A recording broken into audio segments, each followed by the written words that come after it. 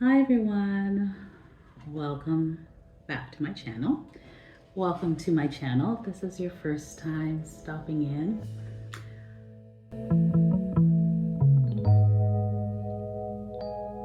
In today's video, I'm going to do my first story time.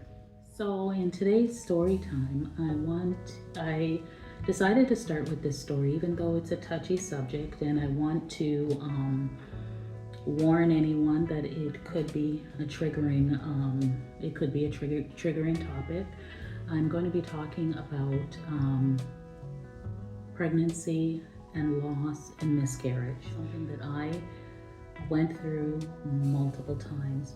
And the reason why I decided to start to tell this story today is I recently told the story to somebody that I met at my new job because she, had confided in me about, she is, currently pregnant, and confided in me about, some situations that had happened and so on.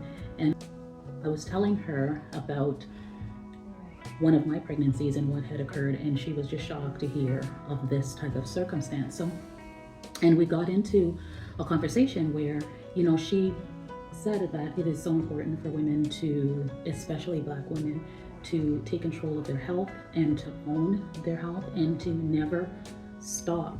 When you think something is wrong, never stop, sounding the alarm and telling your doctor. And that is true in pregnancy. We know that a lot of African American, African Canadian women, we currently are experiencing a lot of complications during pregnancy. And it remains to be true that we are not being listened to, we're not being heard by our doctors, and we're treated somewhat different. And while she was telling me about her situation and I told her about mine, she mentioned that, now her doctor that she has as a high-risk pregnancy is a doctor that advocates for Black women and in their pregnancies because she sees within her field knows what occurs for Black women who are going through their pregnancies and maybe experiencing complications. So it was interesting, that I brought up the story of what I went through. So let's go back. I have experienced multiple losses of pregnancy. So to put it in perspective, my son was my seventh pregnancy at the time. So I experienced early pregnancy loss as well as I experienced a stillbirth. So the early pregnancy losses were very, of course, traumatic for me. They started, and I was very, very young. I was 19 and lost that pregnancy. And then moving forward, I then met my ex-husband, who I became pregnant before we got married, after we got married, and I've lost multiple pregnancies with him as well. So the problem was on my side, and it was determined after I lost my very first pregnancy that I had was Rh negative. So I had that negative blood type, which poses a problem for women when they're pregnant. Now, mind you, it's not an impossible situation, but it does add a layer of extra monitoring that you have to go through because your pregnancies, you will and could lose your pregnancies because of that negative blood type. For myself, it wasn't just the negative, but I was also a B negative, which is more even of a rare blood type. So that in and of itself posed problems. So after the first loss early on, it was determined that I was negative blood type. Now, there's nothing that they do for you when you have Rh negative in the early stages of your pregnancy. It's the monitoring becomes very, very intense when you get to the late stages of the pregnancy. So my heart goes out to anybody that endures this pregnancy loss, because early pregnancy loss is just as traumatic as if you lose mid-pregnancy. It's very traumatic because don't downplay the pain either. I remember the third loss that I had gone to work and I was coming home at night, and I had to walk down a dark street because I'm leaving work at 1 a.m. And the street that I have to walk after I get off the bus that I have to walk down is like, it's dark. You cross a train track, that kind of dark street. And while I was walking down that street, I was in agony and I was losing my baby, and I knew it. And I didn't even know if I was going to make it home. I thought I was going to pass out there in that street and nobody was going to find my body till morning, because it was just so painful. I made it home in any case. And the thing to note is that for me, not all of my early losses, there were losses that I had at 8 weeks, there were losses that I had at 10 weeks, 11 weeks even. And I even had some where I had before I knew that I was pregnant, but I haven't counted those. But just based on what happened to my body, I knew that that was what was going on. And I didn't have to, not all of them had to result in me going to the hospital. I could, if your body passes everything and the doctor examines you, then you don't necessarily have to go to the hospital. But in the early days, my very first one, it was a hospital stay. It was an overnight hospital stay, as a matter of fact. And I just stayed overnight until I passed the tissue. Didn't have any sort of DNC or operation or any kind. I remember passing the tissue, and it was actually intact, came out intact like this. And I called the nurse came into the washroom, retrieved it, and from the toilet, retrieved it, and they said, okay, it seems as if you passed everything, and I was allowed to go home. So yeah, so definitely each and every situation is different, and I can tell you, so each and every person's experience is different, and I can tell you that each and every one of the experiences I had were all different. They all came differently, started differently, ended differently. After experiencing all of those early pregnancy losses, a lot of people would have probably just given up. I never had any particular diagnosis with my doctor. They didn't say, oh, you should stop trying, this is never going to happen for you. I never had anything like that. But it seemed to be something that was in my family, and it may be just because of the blood type. I had sisters that, there's 7 girls of us, and there is only 3 out of the 7 that have given birth to their own children and have raised their own children. And myself being the only one out of those 3 that had repeated pregnancy losses and still kept trying. My other sisters had multiple losses as well. The other 4 that are not biological mothers, the other 4, they had multiple pregnancy losses as well, but decided not to continue. They just, either their doctor told them, in one case the doctor told her not to even try again, because the loss was so horrific at the time on her body. The doctor told her not to even try again. I never got any such direction, and even if I did, I probably would have still kept going. So those were the early losses, and that does a lot, because you get self-conscious. Every pregnancy, positive pregnancy you have a sense of joy, but you have a sense of dread as well. And it just, after you've experienced that a few times, those 2 feelings just come hand in hand with the positive result, right? Hand in hand. Joy, dread, and you will go in between both of those until you pass that 12-month mark. And I say that every pregnancy is different, meaning every loss is different, and it happened differently for me, meant that there were losses that I had where it was immediate. It was like out of the blue, like pain that would just hit, and then boom, you're in that cycle of pain and contractions and whatnot. And then there was one situation where everything was fine and I thought everything was good. I went in for my ultrasound and then there was no heartbeat, and they told me I had to go home and either pass the fetus or have a D&C. I had a D&C.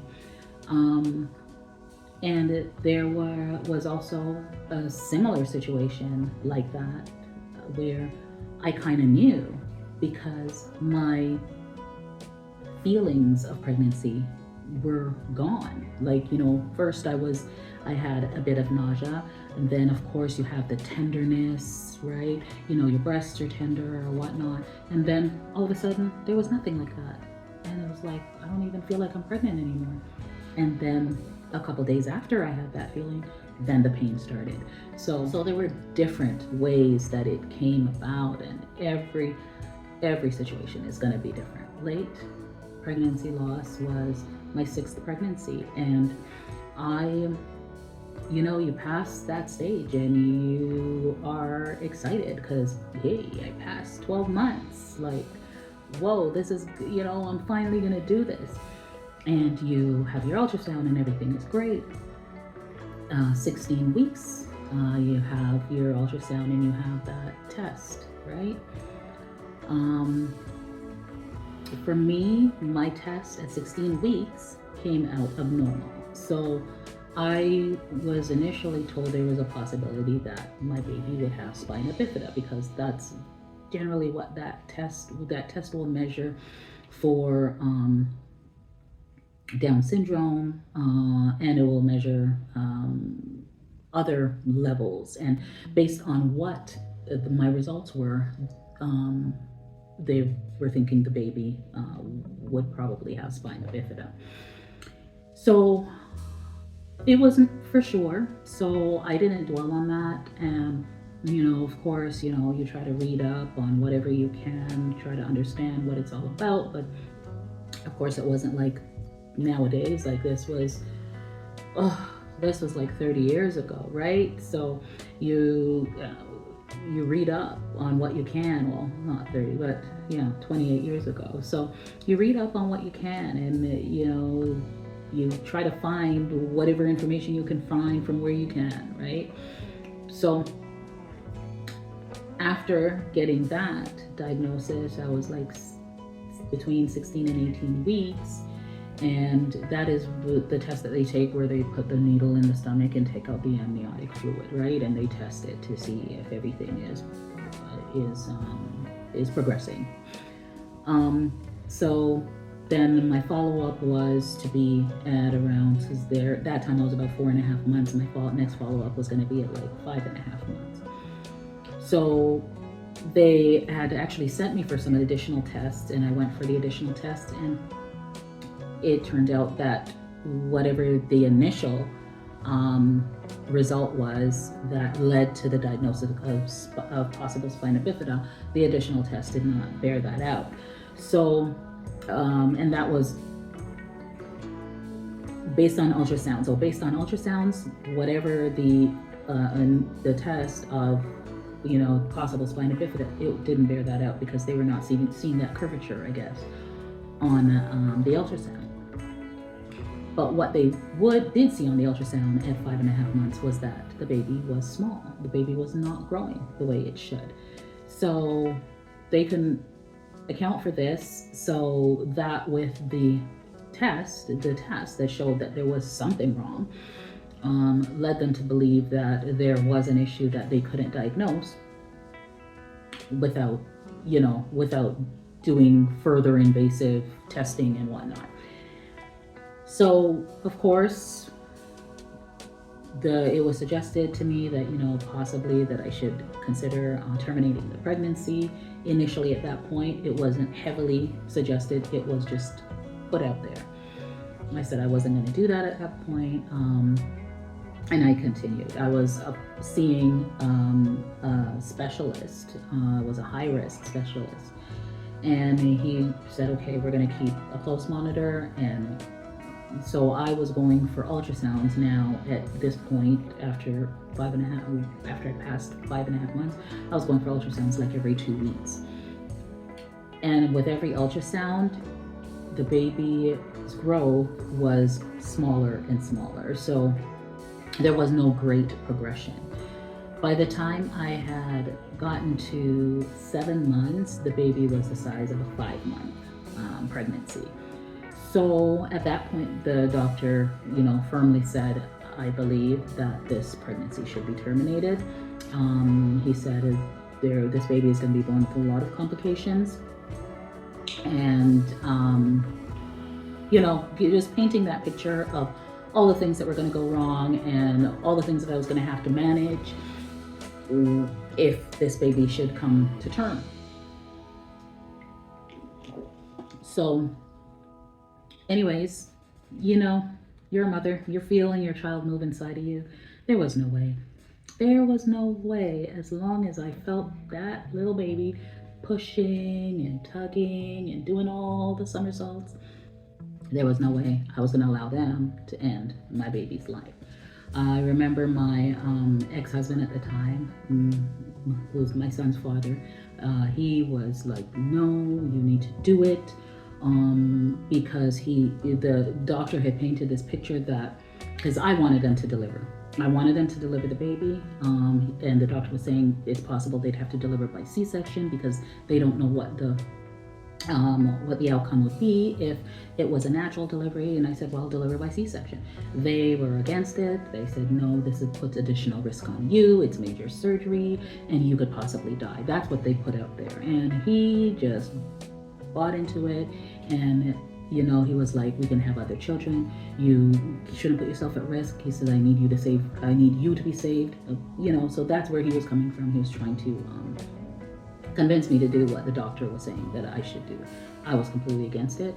And I said to them, I go, okay, if you don't, the baby is breathing right now. And I remember going home from that appointment.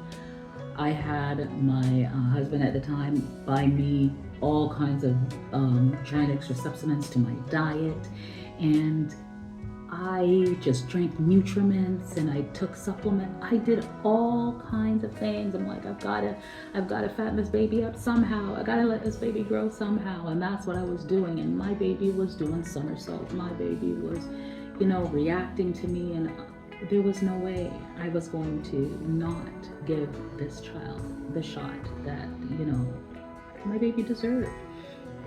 By the time I got to 8 months, went for another follow-up with the doctor. He read the ultrasound results and whatnot, and he said, yes, your baby has grown. There's been some progression, but you're 8 months pregnant and your baby is the size of a 6-month-old baby, 6-month pregnancy. So, or at that time it was probably more, even 6.5 based on the measurements, right? So I looked at the doctor and I said, but 6-month-old babies have lived. There's a lot of them walking around in this world right now that were born under less circumstances than you have here in this state-of-the-art hospital. I go, why can't you deliver my child so that my child can have a chance, right? Let's not wait anymore. Well, the baby gets sicker inside of me, whatever the conditions are inside of me that's causing this. Let's deliver this baby, right? So at that point, he booked my C-section, and it was for like the following week. So I just had 1 more week to wait, and the baby was going to be here, and then we'll deal with whatever we have to deal with. By the time that week came, went to the hospital that morning, and the baby was moving all week, still doing the somersault, still there. The morning of the C-section, I go in. Actually, wasn't a C-section, my mistake. I was to be induced. that morning. They were going to attempt a natural delivery, right? Because there was nothing that said that the baby couldn't be delivered naturally. So they weren't going to do the C-section. We were going to do a natural delivery. By the time I got there that morning, they put the monitor on, the fetal monitor on me. Didn't hear a heartbeat. Did an ultrasound, no heartbeat. My baby had passed. More than likely, I would say it was more than likely the night before. And yeah, it was a devastating thing to now have to be induced and go through hours of labor to deliver my baby that was no longer alive. So that's where the conversation had come with myself and my coworker, where, you know, when we talked about how as Black women, we have to, in pregnancy, more so, we have to advocate for ourselves and our babies because they don't listen to us, right? And had he just listened even the week before, even a few days before, right? My baby would have been born and may have had a chance outside of my body. And the reason why I say that is because, you know, the baby, bringing the baby to term, they had, and born deceased, they had to do an autopsy. The autopsy results showed that I had a perfectly healthy baby, small but healthy. And the only reason why the baby was small was because the placenta had clots, blood clots.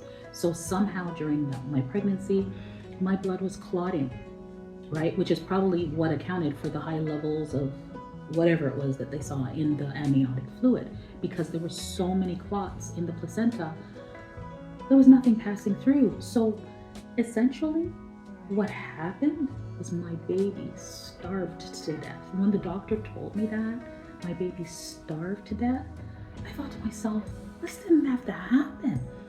I was begging them to deliver the baby, and had they delivered her, she could have been fed intravenously, however she could have been fed, and would have more than likely thrived, because they told me I had a perfect, healthy baby.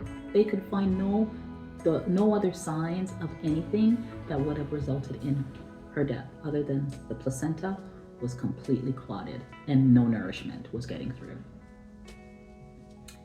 So it was a hard, tough pill to swallow, the whole circumstances, and everybody that goes through these types of loss, I think the circumstances around the loss or whatever that you've had to deal with or are dealing with, you know, that sort of, it sort of makes the loss one way or the other, right?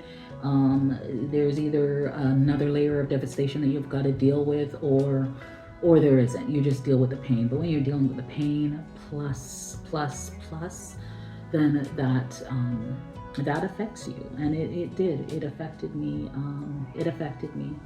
And yeah, I went through that loss, and I got an opportunity to hold her, and I got an opportunity to get a picture of her.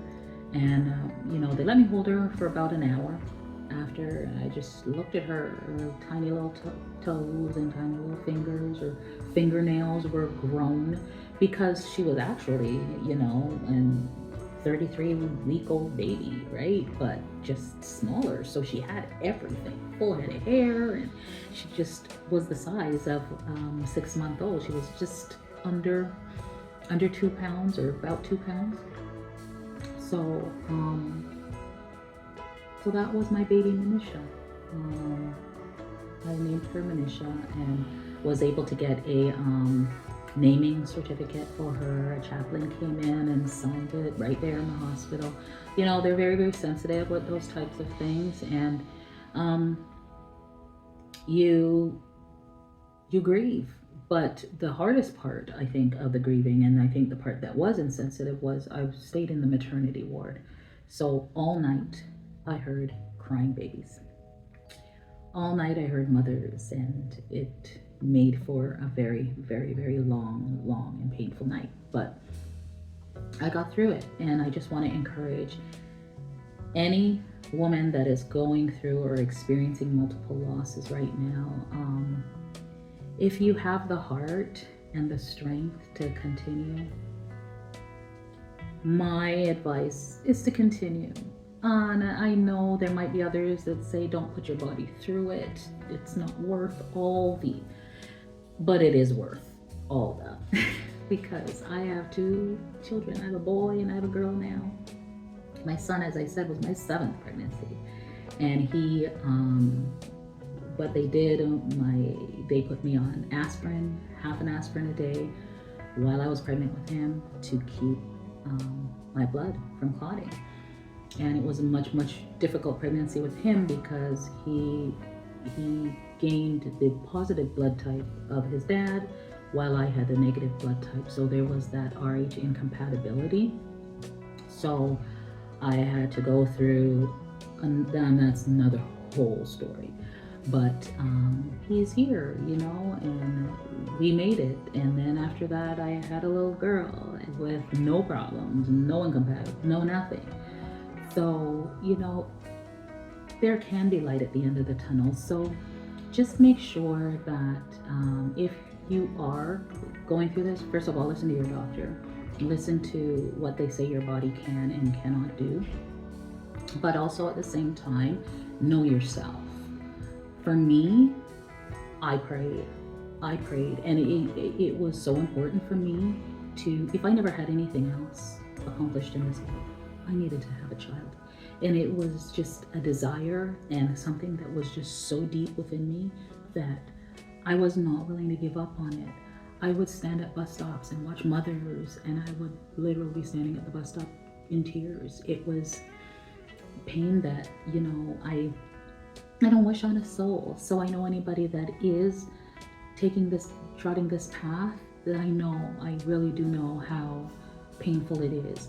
But if you do have the strength and you know yourself, if you do have the strength to endure, and there can be light at the end of the tunnel. But I think everyone is different, and like my sisters, they decided that they were not willing to endure any further. And I had one sister whose doctor told her, no, do not do this again. And I just had other sisters that the pain of the loss was just too much for them to continuously endure.